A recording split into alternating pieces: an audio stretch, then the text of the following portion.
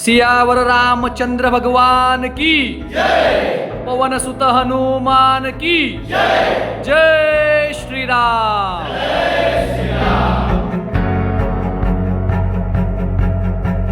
हिंदू धर्मजागृती सभेच्या नियोजन बैठकी सभेचा फलकाचे अनावरण, सभा यशस्वी करण्याच्या हिंदुत्व निष्ठांचा निर्धार। 18 जानेवारी रोजी श्रॉफ हायस्कूल येथे हिंदू धर्म जागृती सभेचे आयोजन।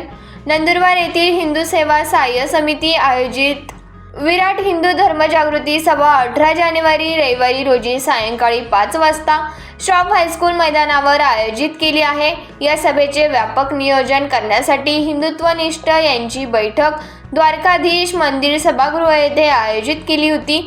या बैठकीत हिंदुत्वनिष्ठ यांच्या हस्ते हिंदू धर्म जागृती सभा फलकाचे अनावरण करण्यात आले। बैठकीत सभा अभूतपूर्व यशस्वी करण्याचा निर्धार हिंदुत्वनिष्ठ यांनी केला। नंदुरबार येथे होणाऱ्या या हिंदू धर्म जागृती सभेचे प्रमुख वक्ते म्हणून कालीपुत्र कालीचरण महाराज यांचे मार्गदर्शन लाभणार आहे।